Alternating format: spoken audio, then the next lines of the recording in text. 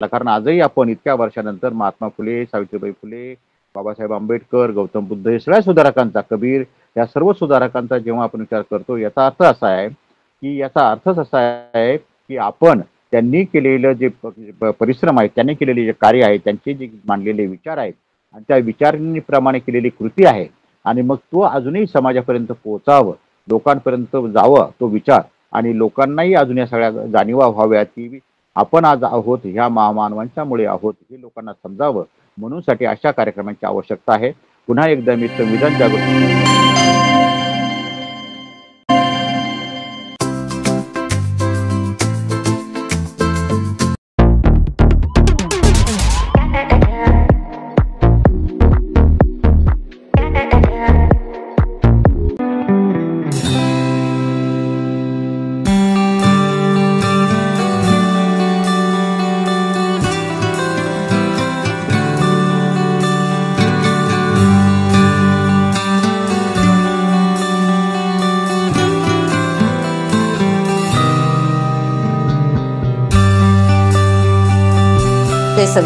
संविधान जागृती देशाची प्रगती या अंतर्गत होत असलेल्या विशेष व्याख्यान ऑनलाईन व्याख्यानमाला, या व्याख्यानमालेचं आज आपण 987 पुष्प गुंफत आहोत आणि हे पुष्प गुंफण्याचा मान आदरणीय लोखंडे सरांना मिळत आहे. लोखंडे सर खूप अभ्यासक व्यक्तिमत्व आहे. आज वेळ आहे गुरुवार दिनांक 28 नोव्हेंबर 2024 सायंकाळी ठीक 8:25 ते 9:45 वाजेपर्यंत. आजचे प्रमुख वक्ते आहेत प्राध्यापक डॉक्टर धनंजय बाबूराव लोखंडे. सरांचं शिक्षण आहे MA, MS, WPHD समाज कार्य, प्रौढ निरंतर शिक्षण विभाग, सावित्रीबाई फुले विद्यापीठ पुणे. आणि सरांचा आजचा विषय आहे क्रांतीसूर्य ज्योतिबा फुले यांचे इतर जातीतील सहकारी. तर खरोखर आपल्याला आज लाभलेले जे वक्ते आहेत, जे प्रबोधनकार आहेत, आदरणीय लोखंडे सर खूप अभ्यासू व्यक्तिमत्व आहे आणि त्यांच्या जेव्हा डिग्र्या आपण वाचतो तेव्हाच कळतं की खरंच सरांच्या एवढ्या डिग्र्या म्हणजे खरंच आपण किती लकी आहोत की सरांसारखे एवढे वक्ते आपल्याला लाभलेले आहेत. ते खरोखर सूत्र मी आदरणीय लोखंडे सरांकडे देते. आदरणीय धनंजय लोखंडे सर. आज आपण क्रांतीबा ज्योतिराव फुले यांच्या स्मृती दिनानिमित्त ज्या कार्यक्रमाचे आयोजन केलेलं आहे आणि मला जो विषय दिलेला आहे तो क्रांतीबा ज्योतिराव फुले यांचे सहकारी. प्रथमतः आज या महामानवाला अभिवादन करून, सर्व महामानवांना अभिवादन करून या विषयाकडे वळत असताना संविधान जागृती आणि देशाची प्रगती यांच्या वतीनं आजचं 987 पुष्प या ठिकाणी आपण आयोजित केलेलं आहे आणि 1001 जे काही पुष्प असेल ते जर मला आपण दिलं तर मी त्यावेळेला बाबा म्हणजे वलनकर बाबांवरती बोलेल. आताच मी सुरुवातीला ह्यासाठी सांगतोय की नंतर एकदा विषय सुरू झाला की मग मी त्याच विषयामध्ये राहणार आहे. म्हणून आजच्या ह्या ऑनलाईन व्याख्यानामध्ये माझे थोरले भाऊ म्हणते सुरेश बाबूराव लोखंडे हे उदापूरवरून, तालुका जुन्नर, जिल्हा पुणे, जसा हर्षानंदन याचा उल्लेख केला तसा तेही जॉईन झालेले आहेत. त्यांनीच सामने शिबिर पूर्ण करून आता सध्या ते धम्माचं काम जुन्नर तालुक्यामध्ये करत आहेत.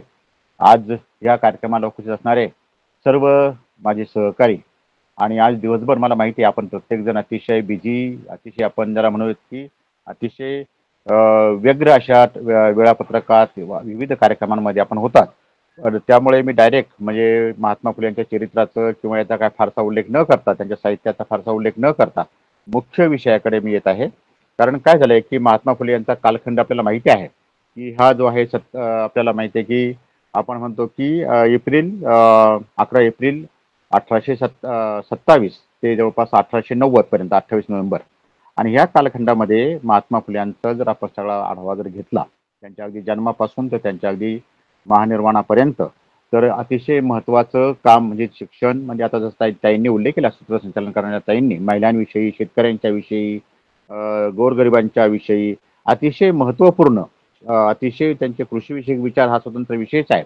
परंतु आज जेव्हा आपण त्यांचं नाव घेतो, त्यांच्या संदर्भात आपण चर्चा करतो, त्यांचं हंटर कमिशन, त्यांची रे मार्केट, त्यांच्याविषयी त्यांनी बांधलेली इमारती, त्यांनी सुरू केलेला सार्वजनिक सत्य धर्म 1876चा, त्याच्यामधल्या आपल्या जवळपास पाहिलं तर आपण 33 प्रतिज्ञा, बाबासाहेब आंबेडकरांनी आपल्याला दिलेल्या 22 प्रतिज्ञा, या सगळ्या बाबींचा जर विचार केला आणि बाबासाहेबांनी त्यांना जर गुरुस्थानी मांडलेलं आहे, तर याचा अर्थ असा की बाबासाहेबांनी त्यावेळेला जे काही अभ्यास केला असेल त्या ज्या सुधारकांचा, त्याच्यामध्ये त्यांनी आपल्याला माहिती आहे की महात्मा फुल्यांना, भगवान गौतम बुद्धांना आणि संत कबीरांना त्यांनी गुरुस्थानी मानलेलं आहे. आणि मग आज आपण जेव्हा मी हर्षानंद सोनवणे यांच्याशी आम्ही जेव्हा चर्चा केली, ते मला जवळपास 15-1 दिवसापूर्वी त्यांनी सांगितलं होतं, मला माहिती नाही, म्हणाले की 28 तारखेला तुम्ही महात्मा फुले यांच्या सहकार्यावरती बोलायचं आहे. खरं वास्तविक विषय फार मोठा आहे. आणि जसं तुम्हाला सांगितलं की 1827 ते 1890 पर्यंत या कालखंडामध्ये त्यांनी अतिशय महत्त्वाची म्हणजे अनेक पुस्तकं लिहिली. पुस्तकांचा उल्लेख मी करणार नाही, कारण एकाच पुस्तकावरती बराचसा वेळ जाणार आहे. त्याच्यामुळे आपण त्यांच्याबरोबर काम करणारे त्यांचे सहकारी आणि मग खरं वास्तविक एका मी ज्याला असं म्हणूयात की बऱ्याच लोकांशी चर्चा केली, तर त्यांनी असं सांगितलं होतं की व्यक्तींची नावं, कार्य, त्यांचं जन्मस्थळ, त्यांचा जाती धर्म किंवा ते कुठल्या विभागातील होते, या सगळ्या जर बाबी आल्या तर लोकांना किंवा समाजाला आणि संशोधकांना सुद्धा त्याचा नक्कीच फायदा होणार आहे. याचं कारण असं की महात्मा फुल्यांनी मांडलेली विश्व कुटुंबाची संकल्पना त्यांनी ते कशी कृतीमध्ये आणलेली आहे हे आपल्याला यातून दिसणार आहे. आणि आपल्याला माहिती की जेव्हा समाजामध्ये अराजकता वाढते किंवा सामाजिक सगळा समतोल ढासळला जातो, तेव्हा माणसांमध्ये कृत्रिम अशी काही भेदभाव निर्माण होतो, सामाजिक स्थिती विकोपाला जाते, तेव्हा असे महामानव जन्माला येऊन ते समाज परिवर्तनाचं, समाज क्रांतीचं काम अतिशय प्रभावीपणे करतात.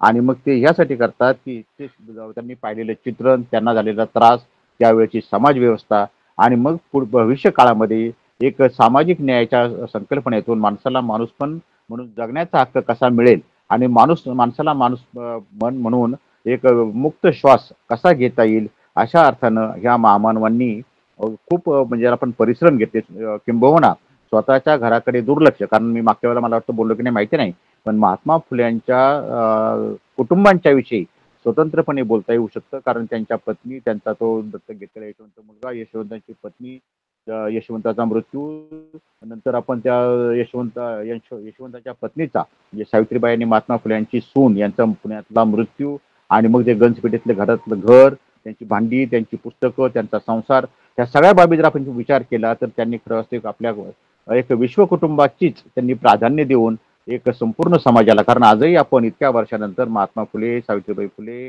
बाबासाहेब आंबेडकर, गौतम बुद्ध, हे सगळ्या सुधारकांचा, कबीर, या सर्व सुधारकांचा जेव्हा आपण विचार करतो, याचा अर्थ असा आहे की याचा असा आहे की आपण त्यांनी केलेलं जे परिश्रम आहेत, त्यांनी केलेले जे कार्य आहे, त्यांचे जे मांडलेले विचार आहेत आणि त्या विचारांप्रमाणे केलेली कृती आहे, आणि मग तो अजूनही समाजापर्यंत पोहोचावं, लोकांपर्यंत जावं तो विचार, आणि लोकांनाही अजून या सगळ्या जाणीवा व्हाव्यात की आपण आज आहोत ह्या मानवांच्यामुळे आहोत, हे लोकांना समजावं, म्हणून साठी अशा कार्यक्रमांची आवश्यकता आहे.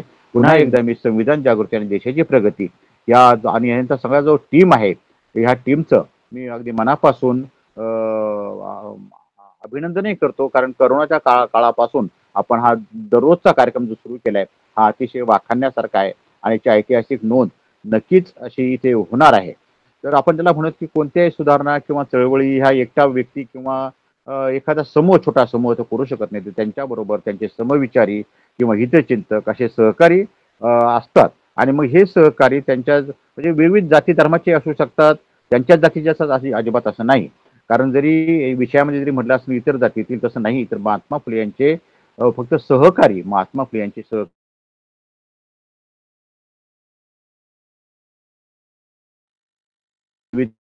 लोक महात्मा फुले यांच्या बरोबर आणि त्यांच्या त्या एकंदरीत समविचारी समूहाबरोबर काम करणारे अनेक असे त्यांचे सहकारी आहेत, आणि त्याचे समान उद्दिष्ट ठेवून ही सगळी मंडळी एक उद्दिष्ट साध्य करण्यासाठी एकत्रितपणे ताकदीने एकत्र राहून सामाजिक परिवर्तन ते ज्याला म्हणत की करण्याचं काम त्यांनी केले, आणि त्याचीच फळं आज आपण घेतोय. मित्र असं म्हणेल की ह्या महामानवांनी आपल्यासाठी एक फिक्स डिपॉझिट इतकं काय ठेवलेलं आहे की त्याच्या व्याजावर सुद्धा आपल्या अनेक पिढ्या जाणार आहेत.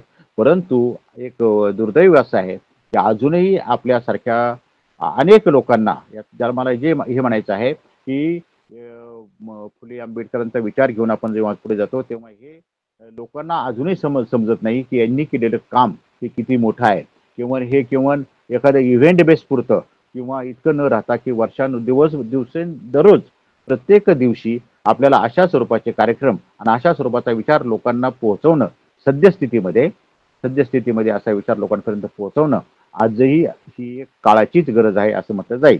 आणि यांचा जर कालखंडाचा मग उल्लेख केला, विश्व कुटुंबांचा ते उल्लेख त्यांचा केला आणि मग याच्यामध्ये आपण जर असा विचार केला की काही माहिती म्हणजे अनेक पुस्तकं वाचल्यानंतर अनेक माहिती बघितल्यानंतर लक्षात येतं की यांच्याबरोबर सहकारी जे होते त्यांची नावं आपण अनेक भाषणांमध्ये अनेक लेखांमध्ये पुस्तकांमध्ये वाचतो, परंतु त्यांच्याविषयी फारसं असं काही कोणी सविस्तर असं लिहिलं नाही. परंतु थोडंफार का होईना आपल्याला माहिती असावं म्हणून जसं मी पहिल्यांदा जो उल्लेख करणार आहे तो आहे उस्मान शेख आणि फातिमा शेख यांचा. याचं कारण असं आहे, उस्मान शेख आणि फातिमा शेख हे दाम्पत्य आपण घेतो, फातिमा शेखचं आपण नाव घेतो बऱ्याच वेळा, उस्मान शेखचंही नाव आपण घ्यायला पाहिजे. याचं कारण असं की त्या काळामध्ये जेव्हा महात्मा फुले आणि सावित्रीबाई फुले हे समाज परिवर्तनाचं काम करत होते तेव्हा इथला धर्म बुडवला जाईल म्हणून अनेक इथल्या प्रतिगामी शक्त्यांनी गोविंदराव फुले यांवरती, ज्याला आपण असं म्हणूयात की दबाव आणला आणि त्यांना शाळेतून काढण्याचा प्रयत्न केला, इव्हन कुटुंबातूनही काढण्याचा प्रयत्न केला. आणि जेव्हा असं अगदी ठरलं की आज एकतर तुम्ही घरात तरी राहा किंवा तुम्ही घराच्या म्हणजे तुम्ही घरातून बाहेर जाऊ शकता आणि हे काम नाही तर तुम्ही थांबवा, अशी जेव्हा परिस्थिती निर्माण होते तेव्हा सावित्रीबाई फुले आणि महात्मा फुले घराच्या बाहेर पडतात, अंगाच्या वस्त्रांविषयी ते बाहेर पडतात आणि मग त्यांना त्यांच्या त्या वस्त्रांशी त्या कपड्यांच्या म्हणजे जसे बाहेर पडले त्याचप्रमाणे त्यांना जो आसरा दिला, मी आसरा शब्द मुद्दाम वापरतो, थारा दिला आणि ज्यांनी त्यांना स्वतःच्या घरात ठेवलं अशा म्हणजे त्यांच्या म्हणजे सहकारी पण म्हणता येईल आणि त्यांचे अगदी मित्रही म्हणता येईल तसे उस्मान शेख आणि फातिमा शेख यांच्या घरामध्ये राहिले ते. आणि आपल्याला माहिती आहे की फुले दाम्पत्याने जी पहिली शाळा सुरू केली होती नॉर्मल स्कूलमधून, शिक्षित झालेल्या विद्यार्थिनी व पहिल्या शिक्षिका या फातिमा शेख आहेत. लक्षात घ्या, पहिल्या प्रशिक्षित शिक्षिका आणि पहिल्या शिक्षिका की ज्या महात्मा फुलेंनी सुरू केलेल्या शाळेत नॉर्मल स्कूलमधून प्रशिक्षित झाल्या होत्या त्या फातिमा शेख. आणि फातिमा शेख आणि सावित्रीबाई फुले यांच्याबरोबर पुढे शिक्षिका म्हणूनही फातिमा शेखने काम केलेलं आहे. म्हणजे लक्षात घ्या की महात्मा फुल्यांच्या प्रेरणेने सावित्रीबाई फुलेंनी ह्या दाम्पत्याने सुरू केलेल्या शाळेमध्ये शिकलेल्या फातिमा शेख याही पुढे शिक्षिका झालेल्या आहेत. याचा वारसा आपल्या लक्षात घेता येईल. आणि ज्या सामाजिक परिस्थितीमध्ये फुले दाम्पत्याला घरातून बाहेर पडावे लागले त्या परिस्थितीमध्ये फुले यांचे मित्र म्हणजे हे उस्मान शेख आणि त्यांनी ह्या दाम्पत्याला म्हणजे महात्मा फुलेंच्या दाम्पत्याला गंजपेठेतील त्यांच्या राहत्या घरामध्ये जागा दिली. एवढेच नव्हे तर संसारोपयोगी ज्या काय वस्तू साधने असतात ती सर्व साधने त्यांनी दिली आहेत. म्हणजे उस्मान शेख आणि फातिमा शेख ही नाव मी सुरुवातीला यासाठीच घेतलं की ते यासाठी जर त्यावेळेला महात्मा फुल्यांना जर तिथे थारा किंवा आसरा किंवा त्यांना आश्रय जरी मिळाला असता तर नक्की काय घडलं असतं त्या काळामध्ये, तर तो आपण विचार करूयात. म्हणून साठी मी त्यांचं नाव दुसरं नाव जे घेणार आहे ते काशीबाई आणि डॉक्टर यशवंत यांचं. काही मंडळी त्यांच्या घरामधलीच आहेत परंतु त्यांचे सहकारी म्हणून त्यांनी काम केलेलं आहे. त्यांचं म्हणजे इव्हन सत्यशोधक समाजाचं म्हणूनही काम केलेलं आहे. इव्हन मी जेव्हा यशवंताच्या संदर्भामध्ये बोलणार आहे त्यावेळेला सगळं येईलच ते. परंतु काशीबाई आपल्याला माहिती आहे की तिने जी आत्महत्या करायला निघाली होती आणि तिने जेव्हा महात्मा फुले यांनी त्यांना त्या काशीबाईंना घरी नेलं आणि तिथे सावित्रीबाईंनी सांगितलं आणि आपल्याला माहिती आहे की सावित्रीबाईंनी जवळपास 40 विधवा महिलांची बाळंतपणं या गंजपेठीमध्ये केलेले, त्याचं रेकॉर्ड त्याचं नोंदी तिथे आहेत. आणि मग त्यांचा जो मुलगा झाला त्याचं नाव यांनी यशवंत ठेवलं, तो पुढे डॉक्टर झाला, डॉक्टर यशवंत. आणि यांचे ज्यांना म्हणूयात की सावित्रीबाई फुलेंनी त्या काळामध्ये स्वतःहून इतकी त्या ठिकाणी बाळंतपणं केलेली आहे त्याची नोंदी आणि त्याचे फोटो किंवा त्याचं दस्त अजूनही गंजपेठेमध्ये आणि इतरत्र ते उपलब्ध आहेत. आणि फुले दाम्पत्याने सर्व मालमत्ता पुढे त्यानंतर यशवंताचं नाव मी घेतलं ना त्याच्यामध्ये, तर यशवंताच्या नावाने सगळी मालमत्ता केलेली. लक्षात घ्या की महात्मा फुले यांची सर्व आपण त्याने मग ते तिरडं उचललं, मग त्याला ते काय म्हणतो अग्नी देता आला नाही. नंतर सावित्रीबाई फुलेंनी ती टिटवी उचलली आणि मग ते दानपट्टा घेऊन मग ते पुन्हा यशवंत रोडे, मग ते तुमचे आपले धोंडीबा नामदेव कुंभार हे सगळे तिथे होते. हे पुण्यातला तो इतिहास, परंतु विषय वेगवेगळे जाईल म्हणून मी ते काही जास्त तिकडे फोकस करत नाही. परंतु 1881 ज्योतिरावांनी सार्वजनिक सत्य धर्म जो हे जे पुस्तक आहे हे यशवंतराव यांनी प्रकाशित केलेलं आहे. लक्षात घ्या 1881 म्हणजे यशवंतराव हा दत्तक घेतलेला त्यांचा काशीबाईंचा मुलगा आणि काशीबाईंचं बाळंतपण सुद्धा एका विधवेचं ब्राह्मण विधवेचा जो मुलगा त्याचं त्याला म्हणत की संगोपन, त्याला शिक्षण त्याला डॉक्टर करणं आणि त्याच डॉक्टरांनी म्हणजे डॉक्टर यशवंतांनी सार्वजनिक सत्यधर्म हे पुस्तक डॉक्टर यशवंत यांनी प्रकाशित केले. आणि नंतर आपल्याला माहिती आहे की प्लेगच्या साथीमध्ये सावित्रीबाई फुले गेले आपल्याला माहिती आहे, परंतु त्यामध्ये सुद्धा की यशवंतराव चव्हाण यांनी प्लेगच्या साथीमध्ये जी रोग्यांची सेवा केलेली आहे ती अगदी अनन्य साधारणच आहे. याचं कारण असं आहे की त्या काळात असलेली साथ, त्या काळात असलेल्या मर्यादा, सुविधा या बाबींचा जर विचार केला तर आपल्याला एवढं म्हणता येईल की काशीबाई आणि डॉक्टर यशवंत यांनी सुद्धा महात्मा फुले यांच्या कामाला पुढे खूप मदत केलेली आहे. सगुणाबाई क्षीरसागर हे नाव आपण बऱ्याच वेळा ऐकतो, आणि परंतु सगुणाबाई क्षीरसागर ह्या महात्मा फुले यांच्या माऊस बहिणी आहेत. आणि ज्योतिरावांच्या आईच्या मृत्यूनंतर सगुणाबाईंनं ज्योतिरावांचा सगळा सांभाळ केलेला आहे, हे आपण लक्षात घेतलं पाहिजे. आणि ज्योतिरावांना पुन्हा शाळेत दाखल करण्यासाठी त्यांनी खूप मोठा पुढाकार घेतला होता. लक्षात घ्या, सगुणाबाईंनी इतका मोठा पुढाकार घेतला होता की ज्योतिरावांनी पुढे शाळेत गेलंच पाहिजे. किंबहुना त्यांची आणि गोविंदराव फुल्यांमध्ये चर्चा वादविवाद झाली असतील, परंतु त्यांनी पुढाकार घेतला होता हे आपल्या लक्षात घ्यावं लागेल. जेव्हा शाळेत घालताना सुद्धा पुन्हा जो काही झालेला म्हणजे काय तो प्रसंग असतील किंवा जो आपण वाचतो ते पाहिलं तर त्यावेळेला मुन्शी गफार बेग आणि लिजिट साहेब यांचं योगदान फार महत्वाचं आहे. जसं बघा, मी सुरुवातीला तुम्हाला सांगितलं की काशीबाई आणि यशवंत यांचा उल्लेख केला, सगुणाबाईंचा उल्लेख केला, उस्मान शेख आणि फातिमा शेखचा उल्लेख केला. आता मी येतो आहे मुन्शी गफार बेग आणि लिजिट साहेब. लक्षात घ्या, ही नावं फक्त जरी लक्षात घेतली, प्रातिनिधिक नावं जरी आपण लक्षात घेतली तर आपल्याला असं कळेल की गफार बेग मुन्शी हे मुस्लिमच होते, उर्दू आणि पर्शियन भाषांचे ते विद्वान शिक्षक होते. गफार बेग आणि लिजिट साहेब हे ज्योतिबांच्या शेजारीच राहत होते, गंजपेठेमध्ये राहत होते. आणि त्या गोविंदराव फुले यांच्याशी त्यांचे चांगले संबंध होते. गोविंदराव फुले महात्मा फुलेंचे वडील यांच्याशी गफार बेग मुन्शी आणि ज्याला आपण म्हणूयात की लिजिट साहेब यांचे अतिशय जवळचे संबंध होते. आणि लिजिट साहेब हे जरी ख्रिश्चन धर्माचे असले तरी सुद्धा ते प्रसारक होते, तरी सुद्धा गफार बेग आणि लिजिट साहेब यांनी गोविंदरावांचे मन वळवून ज्योतिरावांना पुन्हा शाळेत दाखल करण्यासाठी प्रवृत्त केलेला आहे. लक्षात घ्या की इथल्या प्रतिगामी शक्तींनी तुम्ही शिकू नका, तुमच्या मुलाला तुमच्या किराणाच्या दुकानात जाऊ द्या, फुलांचा व्यवसाय करू द्या, शिकून काय होणार आहे असं म्हणणारे आणि शाळेतून काढायला लावणारे ही प्रतिगामी शक्ती आणि त्यावेळेला मदत करणारे मुन्शी गफार बेग आणि लिजिट साहेब यांचा नामोल्लेख आणि त्यांचं आपल्याला ज्यांना म्हणूयात की त्यांच्या नाव घेतल्याशिवाय आपल्याला महात्मा फुलेंकडे वळता येणार नाही, त्यांचा उल्लेख करणं अतिशय महत्वाचं आहे. आणि त्यांनी जेव्हा त्यांचं मन वळवलं तेव्हा महात्मा फुलेंनी त्यांना पुन्हा शाळेत घातलेलं आहे. परंतु त्यावेळेला शाळा प्रवेशासाठी कलेक्टर किंवा एजंटचं पत्र असल्याशिवाय शाळेत प्रवेश मिळत नसायचा. पण त्यावेळेला गफार बेग यांनी प्रयत्न करून कलेक्टरांचं पत्र आणलं आणि ते पत्र दिल्यानंतर ज्योतिरावांचं शाळेत पुन्हा शिक्षण झालेलं आहे. लक्षात घ्या, म्हणजे गफार बेग मुन्शी हे नाव आणि महात्मा फुलेंना परत शाळेत घालण्यासाठी केलेलं त्यांनी कलेक्टरांच्या कडून आलेलं पत्र हे अतिशय महत्वाचं आहे. आता मी दुसऱ्या त्यांच्या एका सहकाऱ्यांकडे, आता हे त्यांचे सहकारी कसे झाले तर तसं काशीबाईचं आपल्याला माहिती आहे, हे फातिमा शेख तिथं शिकत होत्या आणि मग ते त्यांच्याबरोबर काम केलं. सगुणाबाईचं गफार बेग मुन्शी लिजिट साहेब केला. परंतु त्यांच्या संपर्कात ज्या व्यक्ती वेगवेगळ्या मार्गाने आल्या त्याच्यामध्ये आपल्याला माहिती आहे की आपण त्यांचा मारेकऱ्यांचा नेहमी उल्लेख करतो. मग ते मारेकरी आले, मग यांचं मतपरिवर्तन झालं आणि ते निघून गेले. मग महात्मा फुले म्हणाले की मला जर मारून तुम्हाला पैसे मिळणार असतील तर मला खुशाल मारा, पण या मुलांचं काय. मग ते परिवर्तन झाले आपण ऐकतो. आणि मग त्यांचे ते सहकारी झाले, ते त्यांचं नाव आहे धोंडीबा नामदेव कुंभार आणि एकनाथ रोडे, ही दोन नाव आहेत. आता यांना मारेकरी असं इतिहासात म्हटलं गेलेलं आहे, परंतु ही दोन्ही माणसं फार हुशार होती, कारण दोघांनी पुढे सत्यशोधक समाजाचं काम फार मोठ्या प्रमाणात केलेलं आहे. एवढंच नव्हे तर सावित्रीबाई फुले यांच्या भोवती राहून, आजूबाजूला राहून त्यांना संरक्षण देण्याचं कामही त्यावेळेला एकनाथ रोडे यांनी केलेलं आहे. आणि त्यावेळेला सुद्धा त्यांनी सत्यशोधक समाजाचं काम इतकं प्रामाणिकपणे केलं आणि महात्मा फुल्यांना त्याला म्हणून की एक सपोर्टिव्ह भूमिका म्हणून त्यांनी फार केलेलं आहे.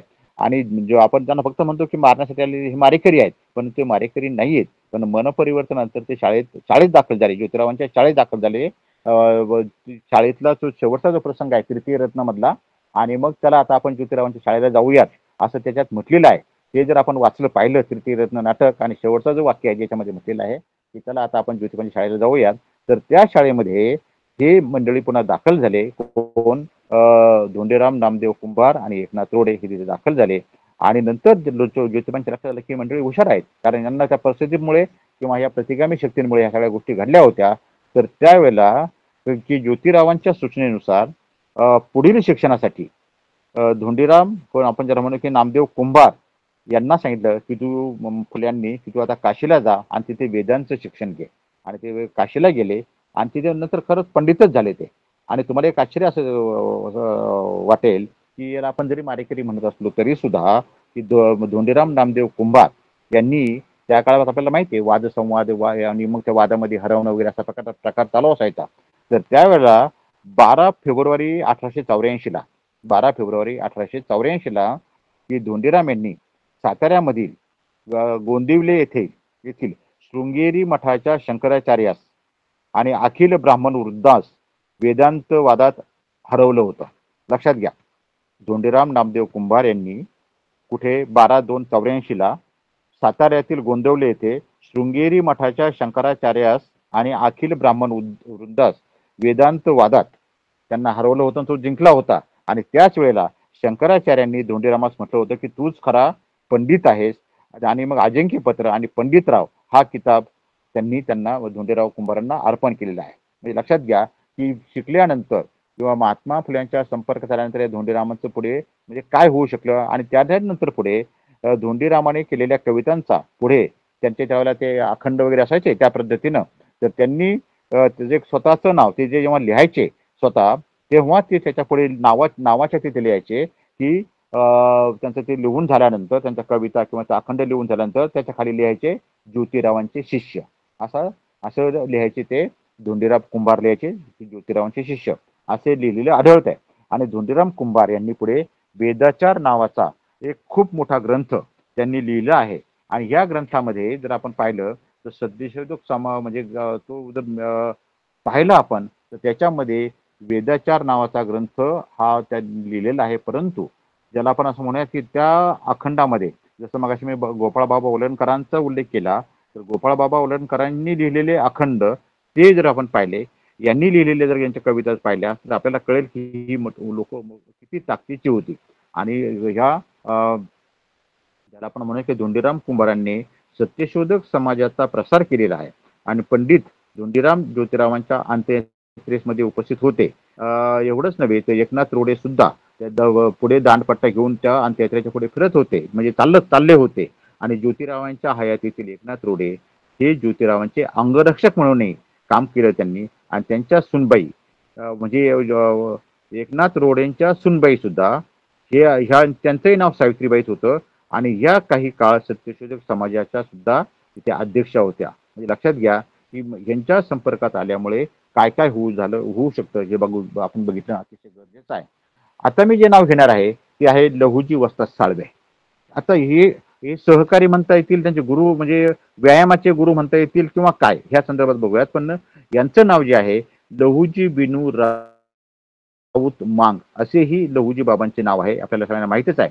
म्हणजे त्याच्यामध्ये दांडपट्टा आहे, ढाल तलवार आहे. आता मध्यंतरी जर आपण सिनेमा पाहिला असेल ज्योतिराव फुल्यांवरती, त्याच्यामध्ये आपल्याला दिसतं ते ज्योतिराव फुले लहुजी बाबा साळवे हे आपण तिथे पाहतो आपण. आणि ते जर पाहिलं असेल तर आपल्याला लगेच सगळं चित्र डोळ्यासमोर दिसते की त्या काळामध्ये परिस्थिती कशी असणार आहे. तर त्यावेळेचा तो दांडपट्टा, ढाल तलवार, नेमबाजीचे ते एक तरबेज असे ग्रस्त होते. आणि लहुजी बाबा साळवे यांच्याकडून ज्योतिराव फुले यांनी व्यायामाचे सर्व धडे त्यांनी घेतले होते, हे बाब आपल्याला परिचित आहेच. परंतु यापुढेही लहुजी बाबांनी शिक्षणाचं महत्त्व सर्वसामान्यांना समजलं पाहिजे. मुलींना ज्योतिबांच्या शाळेत त्यांनी दाखल होण्यास बऱ्याच लोकांना सांगितलेलं आहे लहुजी बाबा साळवे, हे आपण विचारात घेतलं पाहिजे. आणि स्वतःही त्यांनी अनेक मुलींना महात्मा फुले यांच्या म्हणजे सावित्रीबाई फुले यांच्या शाळेमध्ये त्यांनी दाखल करण्यास प्रवृत्त केलेले आहे. ही लहुजी बाबा साळवे आपण विचारात केलं पाहिजे. आता ही जी नावं घेतली ती आपण बऱ्याच वेळेला आपण ऐकलेली आहेत. परंतु आता इथून पुढची थोडीशी जी नावं घेणार आहे ही नावं आपण ऐकली असतील, कुठेतरी वाचली असतील, परंतु त्या नावांकडे त्या वेळेला त्या परिस्थितीनुसार आपण किती लक्ष देतो माहिती नाही. परंतु व्यंको बाळोजी कालेवार हे एक नाव आहे. हे त्यांचे चांगले जवळचे सहकारी होते. हे सत्यशिव समाजाचे सदस्य व ज्योतिरावांचे हितचिंतक होते, व्यंको बाळोजी कालेवार. आणि मग पुणे जिल्ह्यातील शिरूर तालुक्यामधले ते आहेत. घोडनदी येथे 1820 त्यांचा जन्म झालेला आहे. बघा, घोडनदीचं कोणी असेल तर तुम्ही शोधून काढा कालेवार कालेवार बाळू व्यंकोजी काळेवार आणि 1820 त्यांचा जन्म आहे आणि ते मुंबईत मोठे कंत्राटदार होते.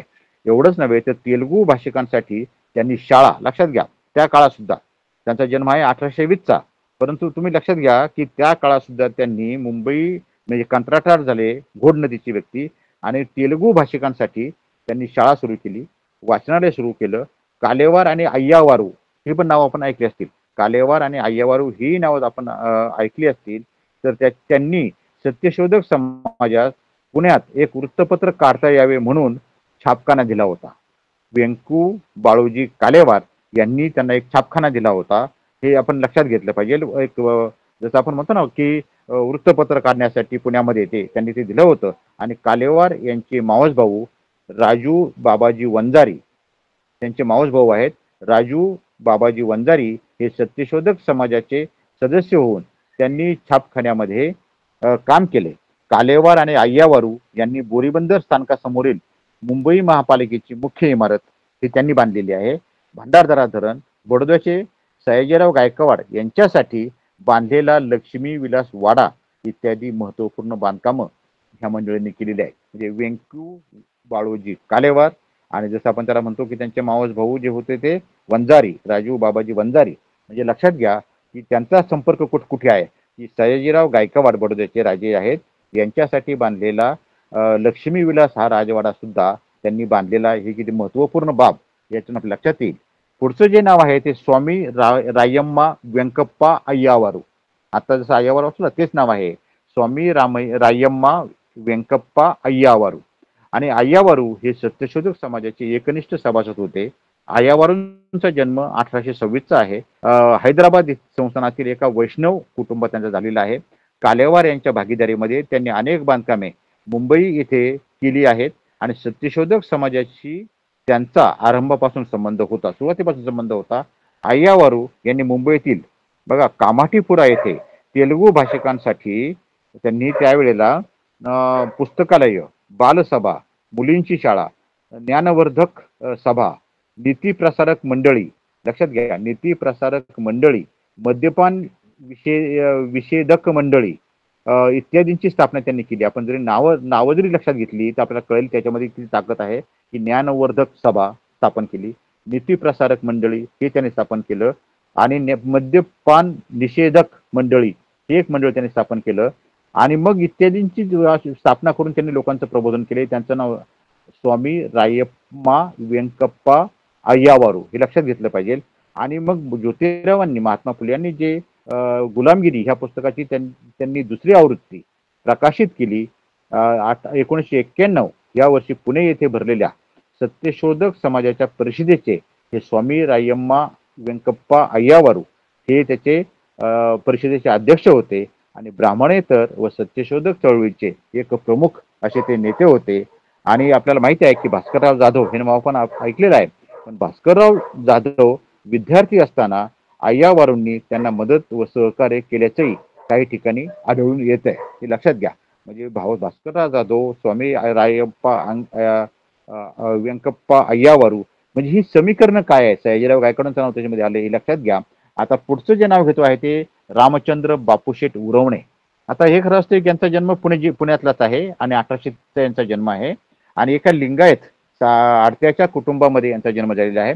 1875 या वर्षी सत्यशोधक समाजाचा दुसरा एक वार्षिक समारंभ साजरा झाला होता. त्यावेळी रामशेठ बापूशेठ हे सत्यशोधक समाजाचे खजिनदार होते. म्हणजे आता जे नाव घेतलेलं आहे ते रामचंद्र बापूशेठ उरवणे हे सत्यशोधक समाजाचे खजिनदार होते. आणि आपल्याला माहिती आहे की पुढचा जो मी मुद्दा घेणार आहे तो असा की केसरी आणि मराठा ह्या साप्ताहिकात कोल्हापूरच्या दत्तक पुत्राविषयी लिहिलेल्या मजकुराविषयी जेव्हा दावा करण्यात आला होता, टिळक आणि आगरकरांना 4 महिन्यांची त्याच्यामध्ये शिक्षा झाली होती. यावेळी ज्योतिरावांच्या सांगण्यावरून रामशेठ उरवणे यांनी टिळकांची जमानत, ज्याला आपण जामीन, यांनी केली होती. कोणी आता जे नाव घेतलं ते उरवणे यांनी ही टिळक आणि आगरकरांना एक ज्याला म्हणून जमानत त्यांनी घेतली होती. आणि टिळक आगरकर जेव्हा कारागृहातून सुटल्यानंतर ज्योतिरावांनी पुण्यामध्ये त्यांचा सत्कार आयोजित केला होता हे आपल्याला माहितीच आहे. आणि ज्योतिरावांच्या सहवासात राहिल्याने रामशेठ यांच्या वर्तनावर चांगला परिणाम झाला आणि ज्योतिरावांच्या कार्यास त्यांनी आर्थिक सहाय्य देखील केलेलं आहे. हे उरवणे झालं. दुसरं जे पुढचं नाव जे घेता येईल ते असं की तुकाराम तात्या पडवळ हे एक नाव आहे. सत्यशोधक समाजाच्या आरंभीच्या वर्षाच्या काळामध्ये अहवालामध्ये जर आपण म्हणूयात की तुकाराम तात्यांचा उल्लेख मुंबईकर व्यापारी असा त्याच्यामध्ये आढळतो. आणि 1830 या वर्षी भंडारी जातीत त्यांचा जन्म झाला. म्हणजे मी जे सणावळी जन्म आणि त्यांचे जातधर्म हे मुद्दाम सांगतोय की त्यांचा कालखंड आपल्याला लक्षात ठेवा म्हणून. 1830 या वर्षी भंडारी जातीत त्यांचा जन्म झाला आणि पडवळ यांनी जातीभेद विवेकसार हे पुस्तक प्रसिद्ध केलं होतं. आणि ज्योतिरावांना हे पुस्तक आवडल्याने या पुस्तकाची दुसरी आवृत्ती ज्योतिरावांनी म्हणजे महात्मा फुल्यांनी स्वखर्चाने प्रकाशित केलेली आहे. आणि या पुस्तकाचे नवरंगे हे प्रकाशक होते. सत्यशोधक समाजाच्या विचारसरणीविषयी त्यांना सहानुभूती होती. तुकाराम तात्या पडवळ यांची ही माहिती. आणि ज्योतिरावांनी त्यांचं पुस्तक प्रकाशित करावं इतकी त्या पुस्तकामध्ये ताकद होती. दुसरं एक नाव आपण नेहमी ऐकतो ते बाबा पदमजी हे नाव आपण नेहमी ऐकतो.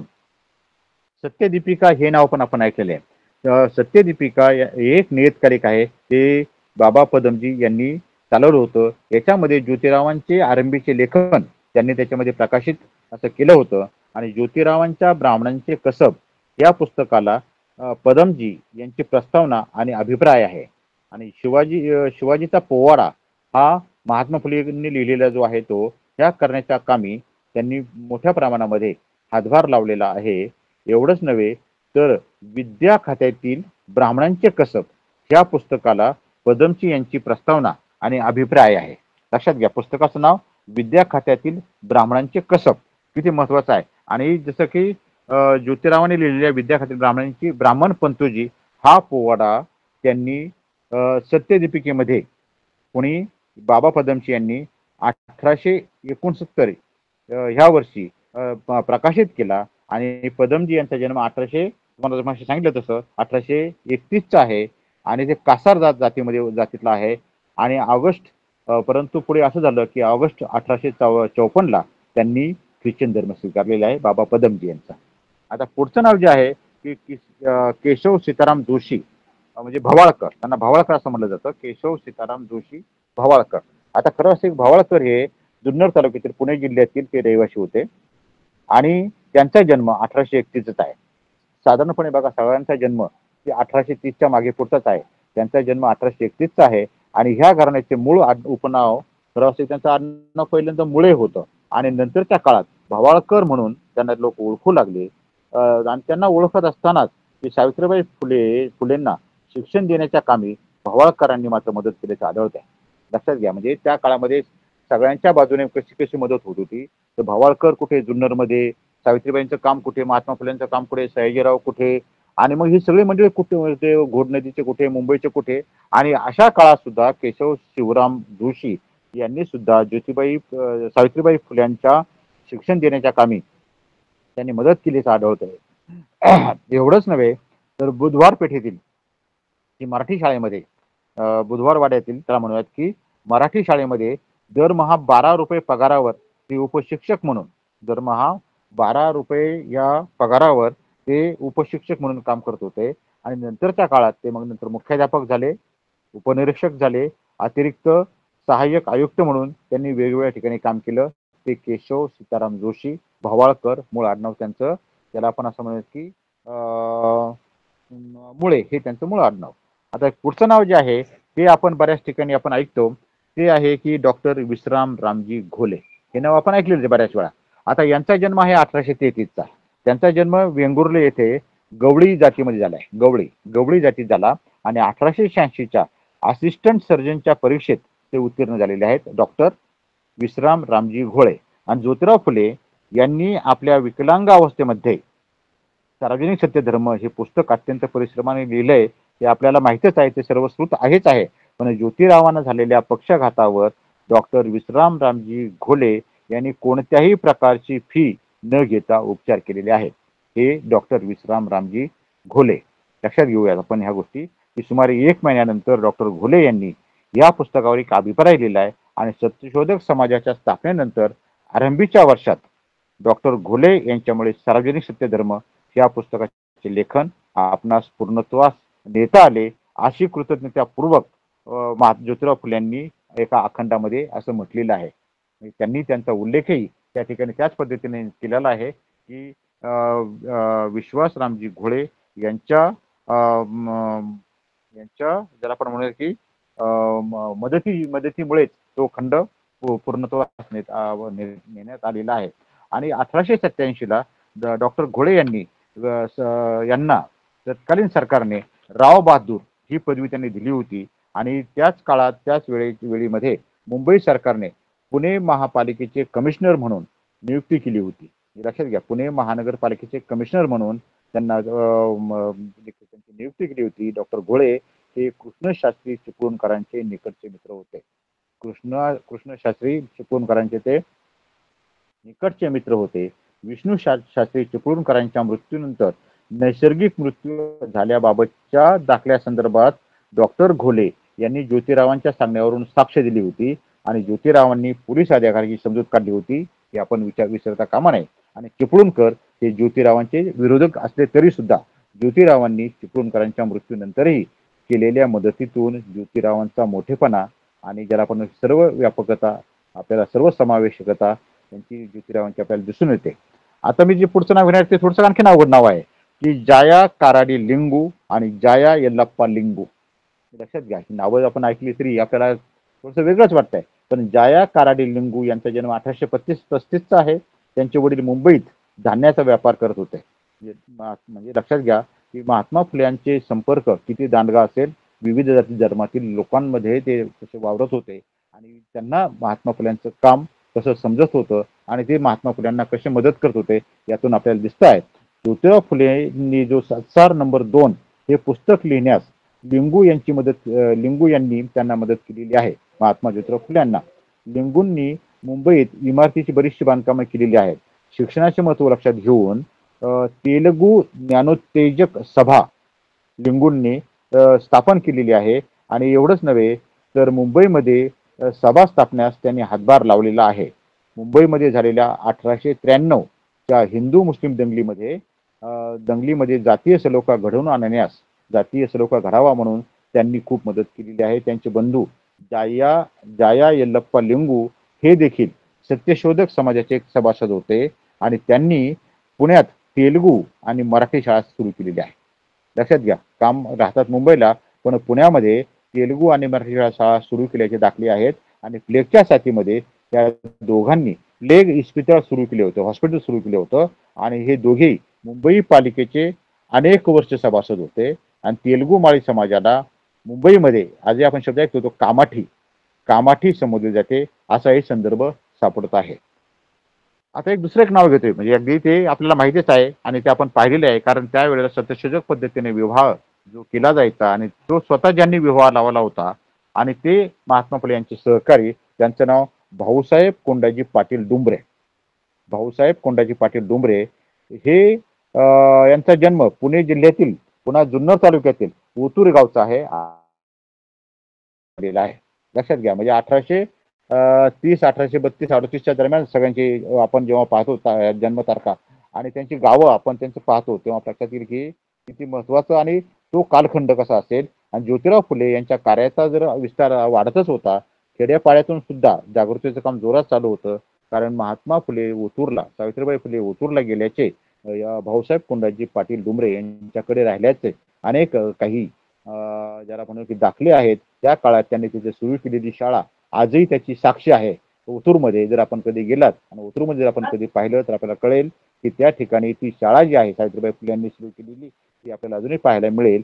आणि ही गावामध्ये भाऊसाहेब कोंडाजी पाटील डुंबरे यांनी ज्योतिरावांची जवळपास 4 ते 5 व्याख्यानं आयोजित केली होती. ओतूर सारख्या ठिकाणी पुण्यामधून महात्मा ज्योतिराव फुले ओतूरला गेले असतील, कसे गेले असतील त्या काळामध्ये फक्त आपण विचार करूयात. आणि तिथे 4 ते 5 व्याख्यानं तिथे आयोजित केली होती. तशीच व्याख्यानं धामनस्कर नावाचे जे ग्रस्त होते, मी पुढे येणार आहे, तशी अहमदाबादमध्ये गुजरातमध्ये सुद्धा महात्मा फुले यांची व्याख्यानं झालेली आहेत. तो संदर्भ पुढे येईलच. परंतु त्या काळात सुद्धा तिथे जाऊन 4-5 व्याख्यानं आयोजित केली होती आणि हजारो लोक या सभांसाठी तिथे उपस्थित होते. हे महत्वाचं आहे. आणि ते सगळे ह्या सत्यशोधक समाजाचे एक सभासद होते आणि समाजाच्या मार्गदर्शक तत्वांप्रमाणे अनेक व्यक्ती कृती करायला सुरुवात केली त्यावेळेला. आणि त्यावेळेला तिथे बाळाजी कुसाजी डुंबरे पाटील यांनी आपल्या मुलाचे लग्न सत्यशोधक पद्धतीने लावलेलं आपल्याला आपण वाचलेलं असेल. परंतु ओतूरचे गावभट वामन जगन्नाथ व शंकर बापूजी यांनी ब्राह्मण सभा बोलवून त्या काळामध्ये वतनदार जोशी या नात्याने डुंबरे पाटील यांच्यावर दिवाणी दावा लावला, लक्षात घ्या. आणि पुण्याच्या चिपळूणकर कंपने या घटनेस पाठिंबा दिला होता. म्हणजे पुण्यातले पाठिंबा ओतूरच्या दाव्यामध्ये, लक्षात घ्या. आणि ब्राह्मणेतर लोकांना आपले वकील देण्याची त्यावेळेला सोय नव्हती. ज्योतिरावांनी त्यावेळी मगाशी उल्लेख केला राजन्ना लिंगू या वकिलाकडून सल्ला घेतला होता. परंतु जुन्नर कोर्टामध्ये ब्राह्मण न्यायाधीश असल्यामुळे हा दावा वतनदार जोशी यांनी जिंकला. मात्र जुन्नर तालुक्यातील शेतकरी कुळांनी बहिष्कार घातल्यामुळे तिकडील सावकार आणि जमीनदार वर्ग मात्र वठणीवर आलेला आहे. हाही संदर्भ आपल्याला बघता येईल. म्हणजे भाऊसाहेब कोंडाजी डुंबरे पाटील यांचा उल्लेख आणि यांनी त्या ठिकाणी केलेलं काम आणि तिथपर्यंत पोहोचलेलं सार्वजनिक सत्यधर्म याचा विचार आपण केला तर आपल्या लक्षात येईल. पुढचं जे नाव आहे ते पोलास राजन्ना लिंगू. पोलास राजन्ना लिंगू हे एक नाव आहे. आणि हे ज्योतिरावांच्या अगदी निकटवर्तीच होते. आणि त्यांचा जन्म पुण्यातील घोरपडी पेठ येथे झाला 1839ला. आणि मग त्यावेळेला डेक्कन एज्युकेशन सोसायटीच्या स्थापनेमध्ये त्यांनी हातभार लावलेला आहे, लक्षात घ्या. डेक्कन एज्युकेशन सोसायटीच्या स्थापनेमध्ये ज्यांनी हातभार लावला त्यांचं नाव पोलास राजन्ना लिंगू आणि ते महात्मा फुलेंच्या निकटवर्ती होते. ह्या जर गोष्टी आपण पाहिल्या तर आपल्याला कळेल की किती महत्वपूर्ण ह्या बाबी आहे सगळ्या. तर आणि त्यांचे वडील सत्यशोधक समाजाचे हे सभासद होते. कोणाचे? पोलास राजन्ना लिंगू यांचे वडील सत्यशोधक समाजाचे एक सभासद होते. आणि पुण्यात ते स्वतः त्या काळात वकिली करत होते. आणि भाऊसाहेब कोंडाजी डुंबरे पाटील मगाशी जो उल्लेख केला यांनी मुलांची लग्न सत्यशोधक पद्धतीने लावली. त्या म्हणून त्यांच्यावर ग्रामदोषाने जो खटला भरला होता त्यावेळी सत्यशोधक समाजामार्फत राजन्ना लिंगू यांनी हा खटला चालवला, हे आपल्याला उल्लेखनीय बाब आहे. आणि मग गुलामगिरी हे पुस्तक लिहिताना आपल्याला राजन्ना यांनी उत्तेजन दिले असे ज्योतिरावांनी मात्र नमूद केले. तर अगदी आपल्या लक्षात येईल की त्यावेळेला त्यांनी उल्लेख लगेच इथे केलेला आहे. पुढचे ज्यांचे सहकारी आहेत त्यांचा नरसिंगराय साहेबू वडनाला. नरसिंगराय साहेबू वडनाला आणि हे बांधकाम व्यावसायिकच होते. ज्योतिरावांचे ते सहकारी होते. तेलुगू भाषिकांसंबंधी शाळा, वाचनालय, सभागृह, हॉस्पिटल आणि इत्यादी सुविधा त्यांनी उपलब्ध करून दिल्या होत्या. कोणी? नरसिंगराय साहेबू वडनाला यांनी. आणि त्यांनी ज्योतिरावांच्या कामात खूप मोठ्या प्रमाणात मदत केली आहे. मुंबईतील भायखळा पूल, परेल रेल्वे स्टेशन, तिथलं वर्कशॉप, रेल्वे वर्कशॉप, तसेच मुंबईतील काही गिरण्यांचे बांधकाम नरसिंगराव साहेबू वडनाला यांनी केलेलं आहे. म्हणजे किती महत्वाच्या गोष्टी आहेत की त्या काळात सुद्धा मुंबईतलं बांधकाम महात्मा फुल्यांच्या सहकार्यांनी, त्यांच्या मित्रांनी, परिवारांनी केलेलं आहे. पुढचं जे नाव आहे ते नारायण मेघाजी लोखंडे. नारायण मेघाजी लोखंडे. नारायण मेघाजी लोखंडे जे आहेत हे त्यांचा जन्म फुलमाळी समाजा जातीमध्ये झालेला आहे. 1848 ह्या वर्षी झाला. ते पुणे जिल्ह्यातील कन्हेरसर या गावचे असल्याचे म्हणजे तिथलेच आहेत ते. आणि त्यांनी लिहिलेलं पंचदर्पण या पुस्तकामध्ये ते आपल्या सगळ्या त्यांच्या बाबी ह्या आढळतात. आणि भालेकरांनी जेव्हा पुण्यामध्ये सुरू केलेला दिनबंधू पत्र लोखंडे यांनी मुंबई येथे चालवलेले आहे. म्हणजे नारायण मेघाजी लोखंडे. आणि ज्योतिरावांना महात्मा ही पदवी दिली ती 11 मे 1888ला. त्यावेळेला मांडवी कोळीवाडा हॉलमध्ये सुमारे 2500 लोक होते याचं आपल्याला माहितीच आहे. आणि त्याच्यामध्ये मोठ्या प्रमाणामध्ये पुढाकार नारायण मेघाजी लोखंडे यांनी मोठ्या प्रमाणात घेतला होता. आणि या सभेच्या निमंत्रणावर त्यावेळेला लोखंडे, वंडेकर यांच्या सह्या आहेत हे आपण लक्षात घेतलं पाहिजे. आणि याच सभेत ज्योतिरावांना महात्मा ही पदवी दिलेली आहे, बहाल करण्यात आलेली आहे. यावेळी लोखंडे, वंडेकर यांनी गुणवर्णनपर अनेक अशी चांगली भाषणं त्यावेळेला त्यांनी केलेली आहेत, गौरव केलेला आहे. आणि सत्यशोधक समाजाचे काम करत असताना भट सोडा, सुधारणा करा, सत्यशोधक बना असा उपदेश लोखंडे करत. लक्षात घ्या, भट सोडा, सुधारणा करा आणि सत्यशोधक बना असा उपदेश लोखंडे नेहमी करत असत. आणि लोखंडे यांनी वराड प्रांतातही काम केल्याचं आढळत आहे.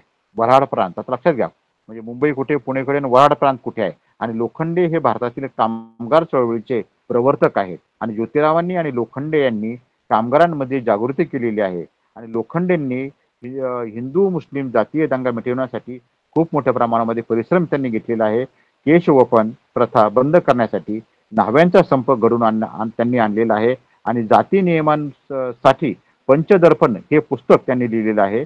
शेतकरी संघटन व्हावं या संदर्भामध्ये त्यांच्या हक्कांसाठी गावोगावी जाऊन त्यांनी शेतकऱ्यांना मार्गदर्शन केलेलं आहे.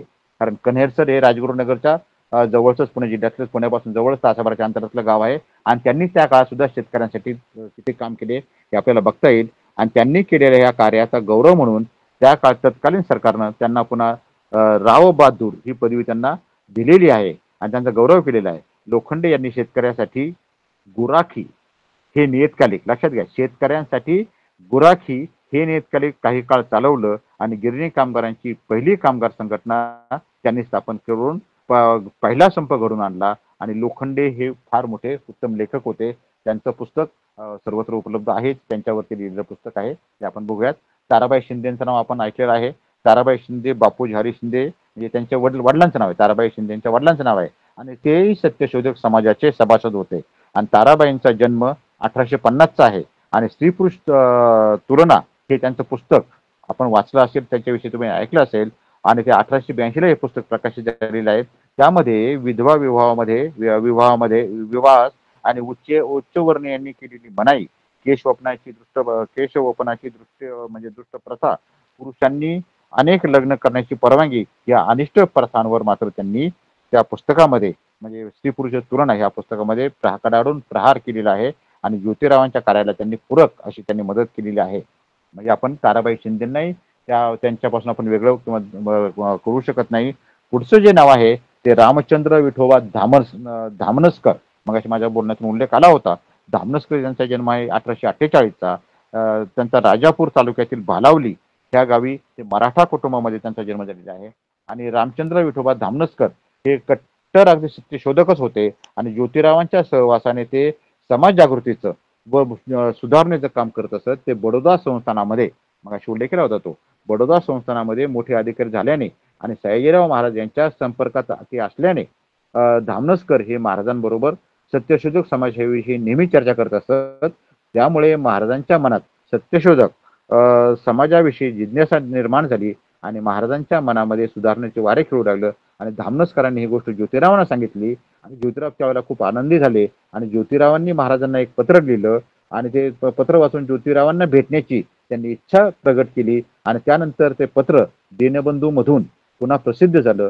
धामनसकरांनी बडोदा शहरात ज्योतिरावांची समाज सुधारणेवर 3-4 व्याख्यानं तिथे आयोजित केली होती. हे आपण लक्षात घेऊ. मग ओतूरची व्याख्यानं जसं बडोद्याची व्याख्यानं तिथे त्या लोकांनी आयोजित केली. त्या काळात किती समाज जमत होता याचं आपण पाहिलं पाहिजे आणि महाराजांनी ही व्याख्यानं सुद्धा ऐकली होती आणि समाज सुधारणेविषयी त्यांनी खाजगी रीतीपणे बरीच काही चर्चा ज्योतिराव फुलेंनी महाराजांनी केलेली आहे. आणि एवढंच नव्हे तर महाराजांनी ज्योतिरावांचा आदर सत्कार फार चांगल्या पद्धतीने केलेला आहे. पक्षघातामुळे ज्योतिराव फुल्यांना आपल्याला माहिती आहे की पॅरालिसिसच्यामुळे ते आजारी होते पडले, तेव्हा सयाजीराव गायकवाड यांच्याकडून त्यांना आर्थिक सहाय्य मिळाले होते. म्हणून नारायण महादेव उर्फ मामा परमानंद यांनी धामनसकरांमार्फतच चर्चा चालवली होती आणि नंतर मदत मिळाल्याचे संदर्भ सापडतात. हे झाले धामनसकरांच्या संदर्भामध्ये. आणि धामनसकरांच्या संदर्भामध्ये असं म्हणता येईल की त्यांनी दीनबंधू अंकामध्ये 6 जानेवारी 1895 अनेक संदर्भ त्यांनी लिहिलेले आहेत. पुढचं जे नाव आहे ते आहे गंगाराम भाऊ म्हस्के. आता गंगाराम भाऊ म्हस्के हे जातीने मराठाच होते आणि ते पुण्यातील नामवंत वकील पण होते आणि सत्यशोधक समाजाच्या आरंभीच्या वर्षाच्या अहवालामध्ये त्यांचा आपल्याला इथे उल्लेख आढळतो. ते मित्र म्हणून उल्लेख आढळतो, मित्र म्हणूनच उल्लेख आढळतो. आणि नंतरच्या काळात मात्र व्यक्तीच्या प्रवृत्ती असतात त्याप्रमाणे नंतरच्या काळात मात्र ज्योतिरावांबरोबर त्यांचे वितुष्ट आलं आणि ते जे जाणवतं आणि भट बादशाह त्यांनी म्हणले भटपाशा सोडून तुम्ही यावे, त्यांनी म्हणाले आहे गंगाराम भाऊ म्हस्केंना, आणि तुम्ही यावे मैदाना असं तिथं म्हटलेलं आहे. असे आव्हान ज्योतिरावांनी त्यांना केलं होतं. विठ्ठलरामजी शिंदे यांना महाविद्यालयीन शिक्षणासाठी म्हस्के यांनी दरमहा 10 रुपयांची शिष्यवृत्ती दिली होती आणि विद्येत मागासवर्गीय जातीतील लोकांस मदत करण्यासाठी डेक्कन मराठा एज्युकेशनची सोसायटीची जी संस्था जी राजन्ना लिंबू या मगाशी उल्लेख केला तो स्थापन केली होती, त्यामध्ये त्यांनी आर्थिक मदत केली होती. कृष्णाजी पांडुरंग भालेकर हे एक नाव महत्वाचं आहे, कारण भालेकरांचा जन्म 1850चा आहे आणि ते माळी समाजात जन्माला आले होते. भालेकर हे कवी, वक्ते आणि लेखक होते. माईक कोणाचा तरी चालू आहे, तो कृपया बंद करावा. गौतमजी काय नाव आहे, माईक बंद करावा. आणि ते सत्यशोधक समाजाच्या कार्यकारी मंडळाचे सदस्य होते. ज्योतिरावांचे ते नातेवाईक होते आणि 1908च्या सुमारास विठ्ठल रामजी शिंदे यांचे सहकारी म्हणून त्यांनी काम केलं होतं कृष्णाजी पांडुरंग भालेकर यांनी. आणि 1 जून 1883 रोजी भालेकरांनी सत्यशोधक समाजाच्या झेंड्याची मिरवणूक काढली होती. लक्षात घ्या, झेंड्याची मिरवणूक सत्यशोधक समाजाच्या काढली 1 जून 1883 त्या काळामध्ये. आणि त्यांनी पुण्यात दीनबंधू पत्रही सुरू केलेलं आहे. हेही आपल्या लक्षात येईल. कृष्णाजी पांडुरंग भालेकर यांचा उल्लेख आपल्याला इथे येईल. राजू बायाजी बाबाजी वंजारी जे आहेत हे सुद्धा घोडनिधीचेच आहेत आणि ते तिथे मावस भाऊ होते, मग उल्लेख केला त्यांचा. आणि शाळा, वाचनालय, त्यांनी दवाखाने सुरू केले आणि त्यांनी ते स्वतः बांधकाम व्यावसायिक होते आणि तेही महात्मा फुले यांचे सहकारी होते. पुढचं जे नाव आहे ते आपण म्हणतो भिडेवाड्यामध्ये शाळा सुरू केली. ते अतिशय महत्वाचं म्हणजे की तात्यासाहेब भिडे हे सुद्धा महात्मा फुलेंचे सहकारीच होते. आणि मग त्यामध्ये की त्यांनी भिडे हे ज्योतिरावांचे मित्रच होते. 1848ला जी शाळा सुरू केली त्या मुलींच्या शाळेसाठी भिडे यांनी त्यांचा तो वाडा दिलेला आहे, हे आपल्याला म्हणावं मान्य करावंच लागेल. आणि त्यात तेवढंच नव्हे तर त्या शाळेसाठी आर्थिक मदतही त्यांनी दिलेली आहे. तत्कालीन स्थितीचा विचार करता ब्राह्मणेतर मुलींच्या शिक्षणासाठी ही बाब अतिशय महत्वपूर्ण आणि उल्लेखनीय अशीच म्हणावं लागेल. पुढचं जे नाव जे आहे ते डॉक्टर संतोषजी रामजी लाड हे नाव आहे. लाड यांचा जन्म आहे 1841चा आणि त्यांचा जन्म आहे ठाणे येथील. आणि त्यांचे मूळ गाव पुणे जिल्ह्यातील चरोली इथलं आहे त्यांचं मूळ गाव. ते धनगर समाजाचे होते आणि ज्योतिरावांचे ते निष्ठावंत असे सहकारी आणि कार्यकर्ते होते. मोरो विठ्ठल वाळवेकर हे अतिशय महत्वाचं नाव आहे. सदाशिव गावंडे, सखाराम परांजपे आणि वाळवेकर हे ज्योतिरावांचे शाळेपासूनचेच मित्र होते. सार्वजनिक सत्यधर्म या पुस्तकाच्या छपाईसाठी आर्थिक अडचण होती. ज्योतिरावांची प्रकृती बिघडलेली होती आणि अशा परिस्थितीत ज्योतिरावांना आजारपणात भेटण्यासाठी मोरो विठ्ठल वाळवेकर आपल्या मित्रांसोबत आले होते. तेव्हा ज्योतिरावांनी पुस्तक छपाईच्या संदर्भामध्ये चर्चा झाली. तेव्हा वाळवेकरांनी पुस्तक छपाईसाठी आर्थिक मदत करण्याचे आश्वासन दिले आणि ते पूर्ण करून पुस्तक प्रसिद्ध झाले. ज्योतिरावांच्या कार्यात ते सहभागी झाले. एवढंच नव्हे तर सदाशिव गोवंडे आणि त्यांच्या पत्नी सरस्वतीबाई आणि सावित्रीबाई फुले यांचे अतिशय जिव्हाळ्याचे असे संबंध होते. मगाशी उल्लेख केला मी गोपाळबाबा वलणकरांचा. गोपाळबाबा वलणकर अतिशय त्यांच्या जवळचेच होते आणि गोपाळबाबा वलणकरांचे अखंड, महात्मा फुलेंचे अखंड त्याच्यावरती स्वतंत्रपणे बोलता येईल. परंतु ते अगदी निकटवर्ती होते. पुण्यात त्यांच्या भेटीगाठी बऱ्याच ठिकाणी झालेली आहेत. ते सैन्यात पायदळ विभागात नोकरी करत होते. दिनबंधू आणि सुधारक या साप्ताहिकेत त्यांनी भरपूर लेखन केलेलं आहे. विटाळ विध्वंसन ही पुस्तकं त्यांनी लिहिली आहे. महाड येथील तालुका लोकल बोर्डात त्यांची नेमणूक तत्कालीन सरकारने केली होती. त्या संदर्भात स्वतंत्रपणे बोलता येईल आपल्याला गोपाळबाबा वलणकरांवरती. तो एक अगदी त्यांचे अतिशय जवळचे सहकारी म्हणून आहेत. दुसरं जे नाव आहे देवराम कृष्णाजी ठोसर हे एक नाव आहे. ठोसर हे गंगापूरचे मराठा कुटुंबातील सत्यशोधक समाजाचे कार्यकर्ते होते. ज्योतिरावांशी त्यांचे निकटचे असे संबंध होते. पत्रव्यवहार आणि परिपत्रक काढणे या बाबतीत ते ज्योतिरावांना नेहमीच मदत करत असत. त्यांचाही उल्लेख आणि त्यांचे इंग्रजी अतिशय उत्तम होते हे आपण लक्षात घेतलं पाहिजे. पुढचं जे नाव आहे की आपण ससाणे नाव नेहमी ऐकतो, पण ज्ञानोबा कृष्णाजी ससाणे हे ज्योतिरावांच्या मावस भावाचा हा त्यांचा मुलगा आहे ज्ञानोबा. आणि ज्योतिरावांकडे त्यांनी काही काळ नोकरी पण केलेली आहे. आणि ज्योतिरावांच्या सांगण्यावरून त्यांनी आपली कन्या राधा यांचा विवाह डॉक्टर यशवंत यांच्याशी लावून दिला. एक लक्षात घ्या की त्या काळामध्ये सुद्धा ज्योतिरावांची तब्येत बरोबर नसताना संपूर्ण लग्नाच्या बाबत संपूर्ण ज्याला म्हणजे जबाबदारी सावित्रीबाई फुले यांनी घेतली होती. त्या संदर्भामध्ये यशवंताच्या लग्ना संदर्भामध्ये किती खर्च आला किंवा काय काय काय घडलं त्या संदर्भामध्ये स्वतंत्रपणे बोलता येईल. परंतु ज्ञानोबा कृष्णाजी ससाणे हे महात्मा फुलेंच्या अगदी निकटवर्ती होते आणि त्यांची कन्या जी राधा तिचं लग्न डॉक्टर यशवंत यांच्याशी झालेलं आहे. आणि आता खरं असतं की हे सगळं मी मांडत असताना की लक्षात आलं असेल आपल्या की अनेक जाती धर्माचे लोक यांच्याबरोबर आलेले आहेत. अनेक ज्याला म्हणूयात की प्रांतामधून यांच्याबरोबर लोक आलेले आहेत. काही साहित्य अजूनही उपलब्ध होत आहे आणि सर्वांचाच उल्लेख इथे झाला असेल असं मला नक्कीच वाटत नाही. परंतु संशोधकांनी एकत्रितपणे येऊन पुन्हा आपल्याला या पद्धतीने काय करता येणं शक्य आहे हे बघणं अतिशय महत्वपूर्ण आहे. याच्यामध्ये ज्याचा उल्लेख केला अनेक लोकांचा, त्याच्यामध्ये सुद्धा एक काही नावं अशी राहिलेली आहेत की त्याच्यावरती फार मी आता फोकस करणार नाही. त्याच्यामध्ये शिवाप्पा नावाचे डॉक्टर शिवाप्पा यांनी 1877च्या दुष्काळानंतर ज्योतिरावांनी धनकवडी येथे चालवलेल्या अन्न सत्राच्या कामी खूप त्यांनी मदत केलेली आहे. डॉक्टर शिवाप्पा यांनी ते आपलं अन्नछत्र सुरू केलं. त्यावेळेला जे डॉक्टर जेम्स मिचेल आणि रे मिचेल आणि मिसेस मिचेल या मिशनरी व्यक्तींनी ज्योतिरावांनी सुरू केलेल्या शाळांना व कार्याला खूप मदत केलेलीच आहे. भाऊ मनसाराम नाईक हे कॉन्ट्रॅक्टर होते, त्यांचाही उल्लेख करणं अतिशय महत्वाचा आहे. आणि सत्यशोधक समाजाच्या सभांना जागा कमी पडते म्हणून त्यांनी स्वतःचे नावे असलेले घर सत्यशोधक समाजाच्या साप्ताहिक सभांसाठी त्यांनी तिथे दिलेलं आहे. आणि ज्ञानगिरी बाबांचे एक स्वतंत्रपणे आहे की ते कबीरपंथीच होते. आणि बीजक ग्रंथातील विप्रमती हे ते रोज रात्री लोकांच्या घरी जाऊन ते किंवा वाचून दाखवत असत. आणि त्यांचा सत्ययुग समाजाशी एवढंच नव्हे तर महात्मा फुले यांच्या जवळचा अगदी खूपच त्यांचा घनिष्ठ संबंध होता. आणि ज्योतिरावांच्या पत्नी आपण सावित्रीबाई फुले यांची ज्योतिरावांना आयुष्यभर मिळालेली साथ ही अतिशय महत्वाची आहे. त्यांच्या सहकारी म्हणावं की त्यांची धर्मपत्नी म्हणावं किंवा काय म्हणावं, परंतु त्यांची साथ ही अतिशय त्यांना ती मोलाचीच असंच म्हटलं जाईल. आणि ह्या सगळ्या विवेचनावरून आपल्या लक्षामध्ये असं येईल की महात्मा फुले यांची विश्वकुटुंब ही संकल्पना जी आहे ती अतिशय व्यापक होती. आणि या ठिकाणी मी बाकीचं काय अवांतर काही न बोलता फक्त त्यांच्या स्मृती दिनानिमित्त आज अभिवादन करण्यासाठी आणि आशानंद सोनवणे यांनी सांगितल्याप्रमाणे की आज या ठिकाणी महात्मा फुले यांचे सहकारी अजूनही अनेक सहकाऱ्यांचा इथे उल्लेख करता येईल. इथे एक आपल्याशी संवाद साधता आला. ह्यामध्ये माझे मगाशी उल्लेख केला ताईंनी की तुमच्या डिग्र्या वगैरे, आता ते अर्थात ते मी BCom MSW PhD in social work असं आहे. अनेक पदांवरती अजूनही काम करतो आहे. तो भाग वेगळा, सेवानिवृत्त आहे विद्यापीठातून. आणि महात्मा फुले, सावित्रीबाई फुले, गाडगे महाराज सगळे सुधारक, मागे मी तुमच्याशी बोललो होतो, संत आणि सुधारक यांचे विचार ह्या संदर्भात बोललो होतो. त्याच्यामध्ये जवळपास मी अनेक सुधारकांवरती वेगवेगळ्या पद्धतीने बोलतो आहे, स्वतंत्रपणे पण बोलतो आहे. तर खरं वास्तविक बाबासाहेब आंबेडकरांनी जेव्हा महात्मा फुल्यांना गोष्टांनी मांडलं तेव्हाच आपल्याला महात्मा फुले, गौतम बुद्ध किंवा आपण ज्यांना म्हणत संत कबीर हे सगळे आणि सगळे महामानव इतर बाकी सर्वच आपल्याला पाहायला, ऐकायला, वाचायला मिळाले. त्याच्यावरती आपण विचार, चिंतन, मनन करू लागलो आपण.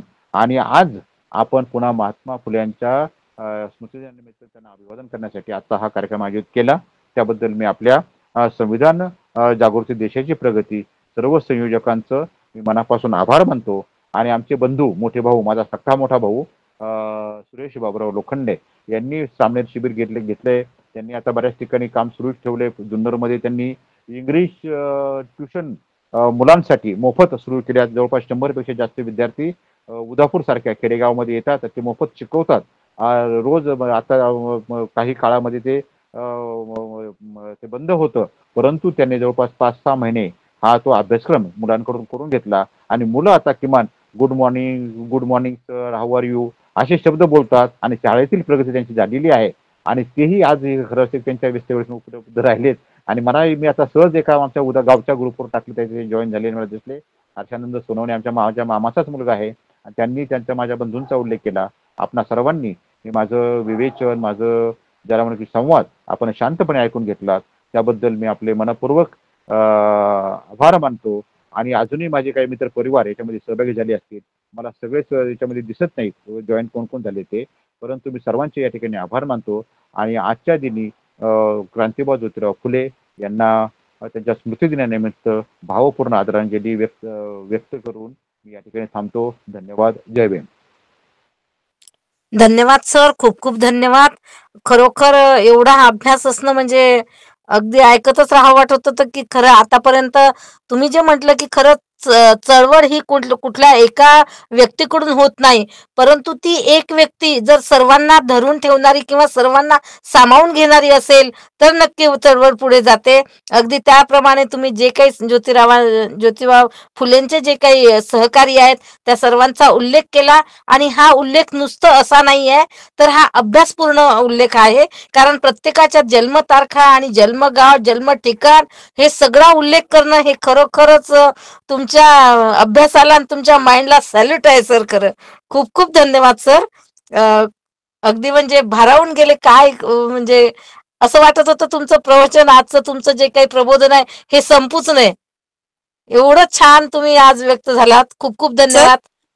मी विनंती करते आजचे आभार ज्यांच्याकडे आहेत, आपल्या ताई आदरणीय रमाताई बाबूराव सोनवणे,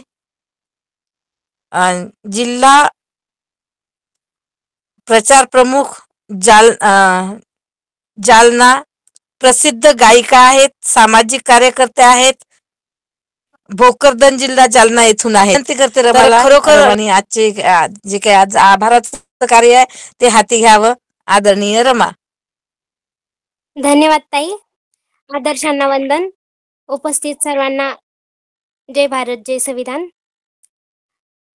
संविधान जागृती देशाची प्रगती अंतर्गत होत असलेली व्याख्यानमाला. आजचे पुष्प क्रमांक 987. आजचे प्रमुख वक्ते होते डॉक्टर प्राध्यापक धनंजय बाबूराव लोखंडे सर. सरांनी अतिशय सुंदर विषय दिलेला आहे आपल्याला. एकदम सगळं कोणी कुठं कसं कसं कार्य केलं ते सगळं आपल्याला एकदम समजून सांगितलेलं आहे.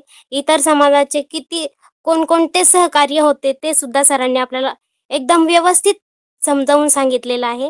सरांचे मी खूप खूप धन्यवाद व्यक्त करते, आभार व्यक्त करते. सरांना सविनय जय भीम करते. आणि आपल्या संविधान विश्लेषण समितीच्या सदस्या द्वारकामाई महिला बाल कल्याण विकास संस्था त्रिवेणीनगर पुणे ताईंचे सुद्धा खूप खूप आभार व्यक्त करते. आणि आज ज्या ज्या श्रोत्यांनी आपला अभिप्राय व्यक्त केला यांचे सुद्धा मी धन्यवाद व्यक्त करते, आभार व्यक्त करते. आणि आपल्या कार्यक्रम सुरू असताना किती सदस्य उपक्रमाला जॉईंट आहे याचा स्क्रीनशॉट आपल्या ग्रुपवर टाकणाऱ्या माधुरीताई कोटांगळे यांचे सुद्धा मी आभार व्यक्त करते. त्याचबरोबर आपले सुभाष सोनवणे सर आपल्याला आठवड्याची जबाबदारी कोण कधी घेणार आहे याची जाणीव करून देतात, यांचे सुद्धा मी आभार व्यक्त करते. तसेच आपल्या संविधान विश्लेषण समितीच्या सदस्या विमलताई गायकवाड आपला सम्यक सवाल जो उपक्रम आहे त्याचे प्रश्न टाकतात आणि सदस्य त्याचे उत्तरही व्यवस्थित ताईंकडे देतात. ताईंचे आणि श्रोत्यांचे सुद्धा मी मनपूर्वक धन्यवाद व्यक्त करते, आभार व्यक्त करते. आपली जी यूट्यूबची लिंक आहे ती स्वातीताई मुकेश गायकवाड तसेच सुहानी मयुरेश सर्वांचे मी आभार व्यक्त करते.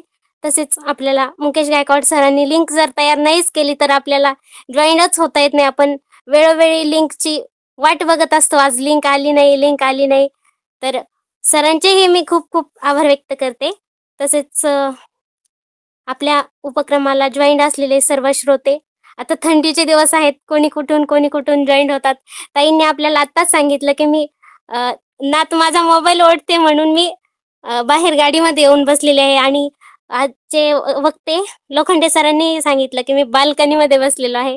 असे आपल्या धम्माचं कार्य करण्यासाठी आपण कुठून सुद्धा आपण जॉईन होऊ शकतो किंवा कुठूनही समाजासाठी आपण वेळ देऊ शकतो. तर परत एकदा सर्वांचे मी मनपूर्वक आभार व्यक्त करते.